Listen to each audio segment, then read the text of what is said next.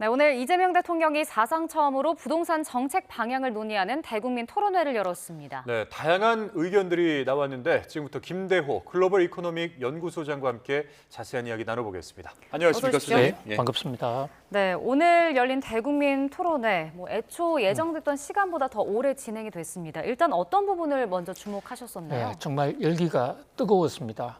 참석자 모두 140여 명 서로 이 토론에 참여하겠다고 열기를 뿜었고요.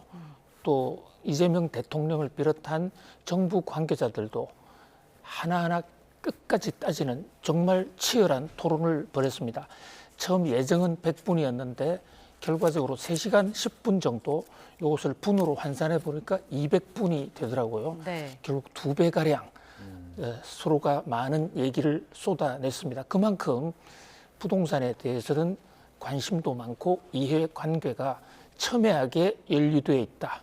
정말 이 경제정책 중에서도 부동산 정책만큼 어려운 게 없습니다.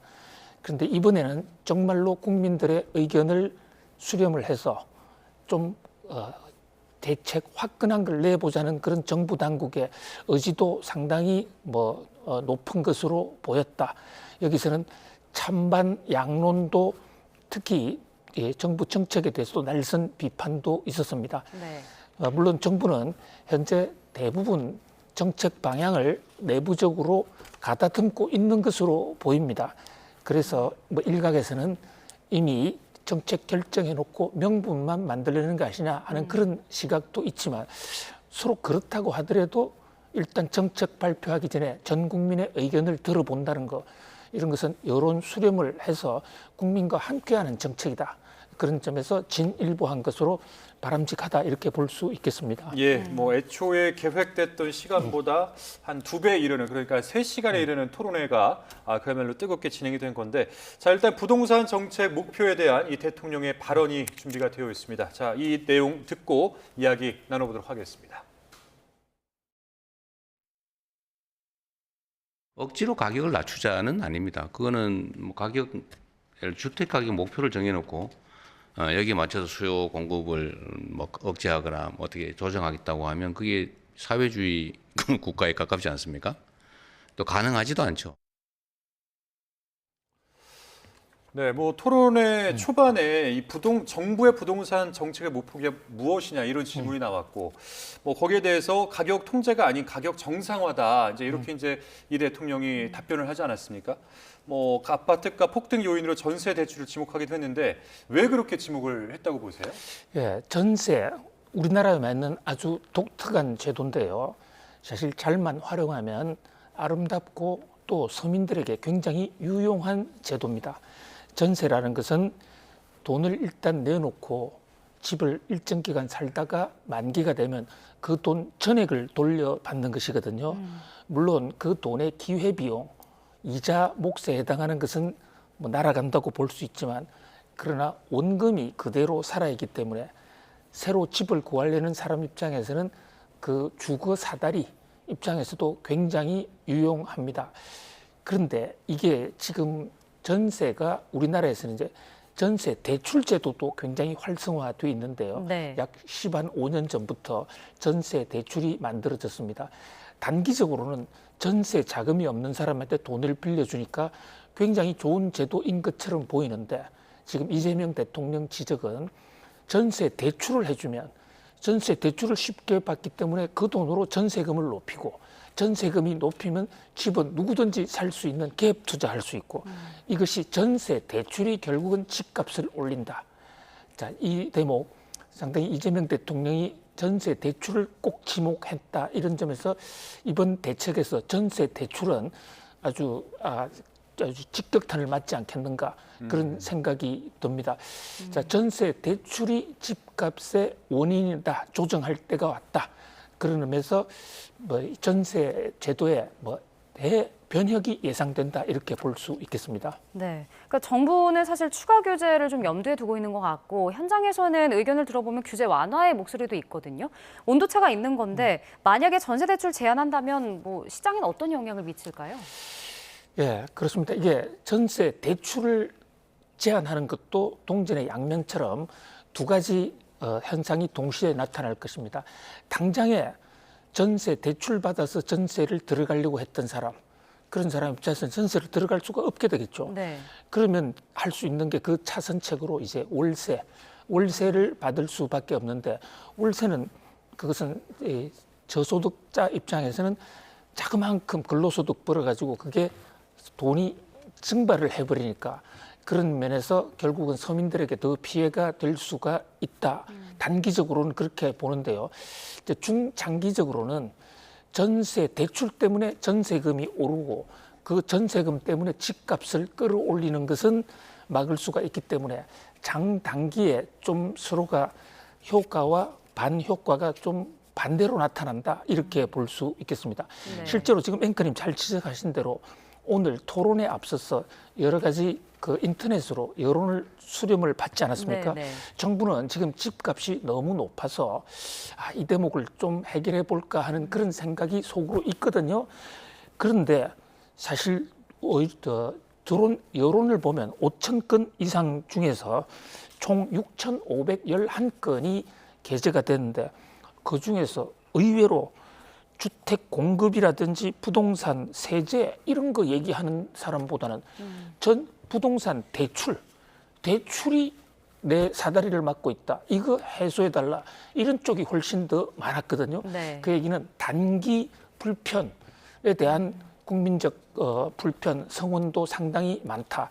특히 대출 규제는 이미 지금 과거에 대출을 받아서 집을 산 기성세대들은 과거에 혜택을 누렸는데, 지금 젊은 사람들은 과거에 선배들이 했던 대출 우리는 왜 안 주느냐, 이것은 세대 간 차별이다.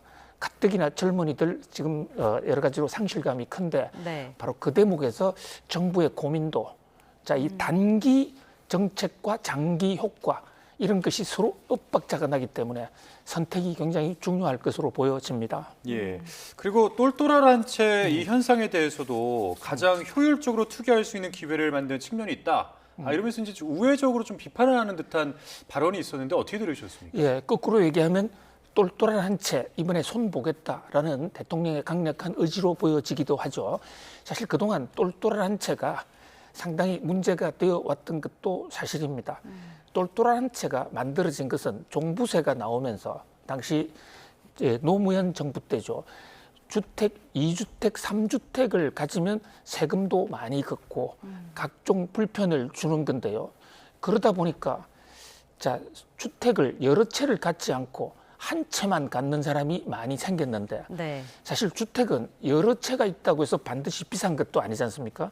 지방에 있다든지 부모한테 물려받았다든지 이렇게 서너 채를 가지고 있어도 서울의 강남 한 채보다도 훨씬 못할 수도 있는데, 오로지 두 채, 세 채 있다는 이유만으로 때리니까, 규제를 가하니까 아예 좀 현명한 투자자들은 서울 강남으로 몰려서 한 채만 사자. 그런데 한 채 살 때는 비싸고 좋은 집 사자, 이렇게 됐는데, 문제는 두 채, 세 채라는 이유에 대해서는 굉장히 강력한 규제가 있는데, 한 채에 대해서는 규제라기보다는 사실상 허용해주는 그런 측면이 많거든요. 그래서 이재명 대통령 얘기는 오히려 똘똘한 한 채가 투기 기회를 만들어줬다. 그래서 이번에는 이 대목도 반드시 손보겠다로 보여지는데요. 이를테면 한 주택이 있어도 집이 비싸다든지 네. 이러면 세금을 아주 폭탄을 때리겠다, 이렇게 보여집니다. 물론 다주택자에 대한 규제도 계속 할 뜻을 분명히 하고 있어요.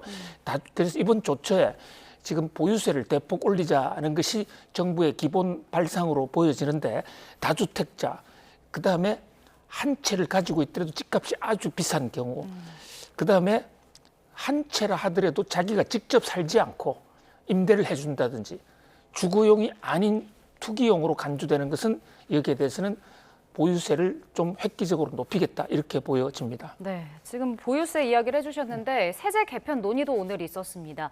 이 내용도 관련해서 대통령 목소리부터 들어보겠습니다. 보유세를 강화해야 된다. 이건 사실 대체적으로 동의하는 거예요.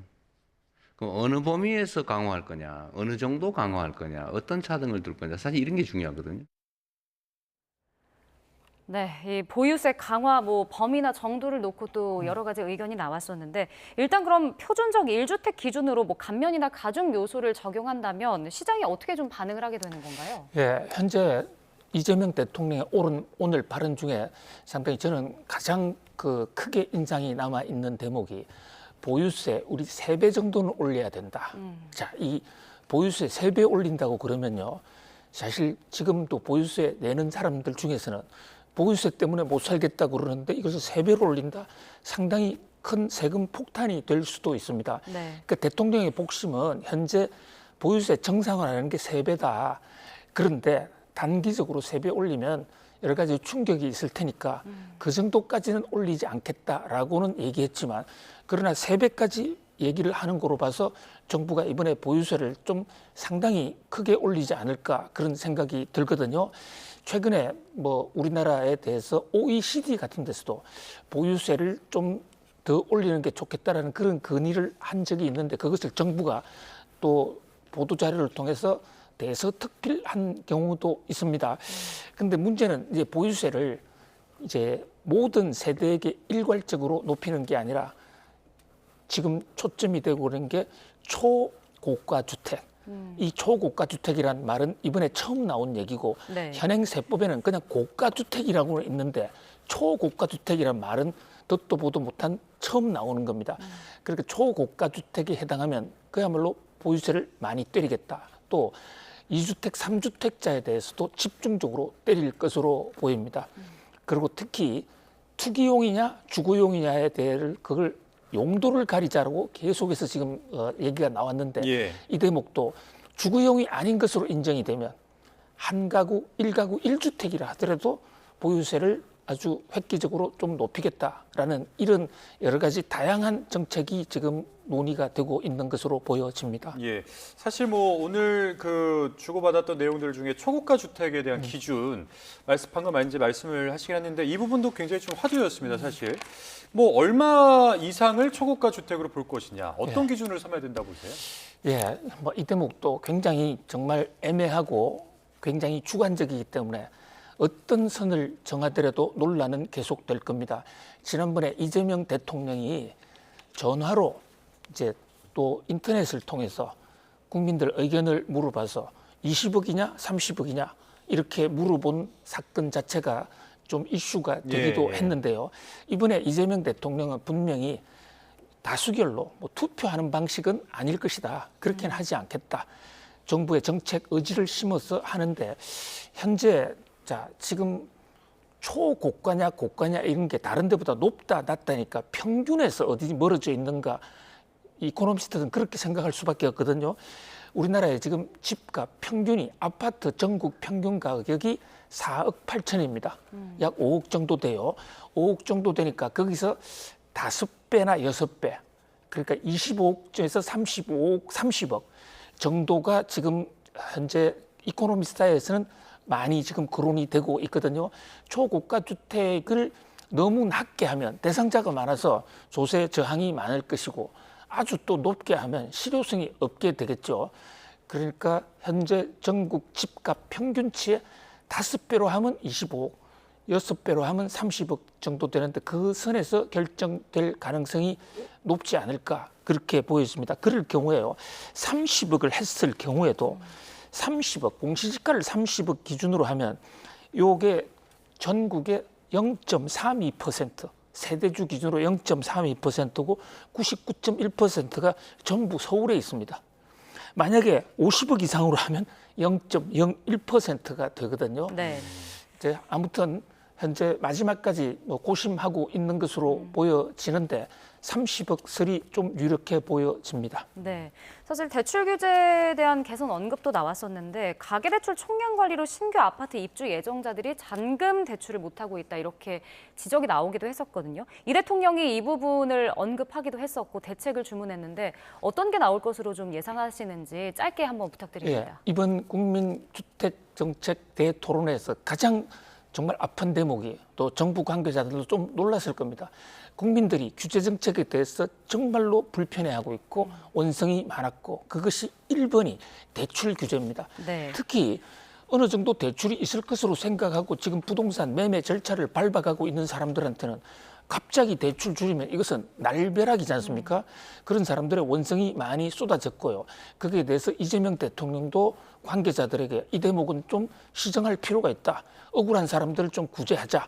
그런 얘기도 있었고 또 네. 한 가지는 지금 청년들은 신규 대출 받은 게 안 되는데 왜 기존은 되느냐. 이 대목에 대해서도 기존 대출자들도 만기되면 갚는 문제, 이런 어떤 대출 제도도 지금 혁파가 예상이 됩니다. 네, 알겠습니다. 오늘 말씀 여기까지 듣겠습니다. 지금까지 김대우 글로벌 이코노믹 연구소장과 함께했습니다. 오늘 말씀 고맙습니다. 고맙습니다. 감사합니다.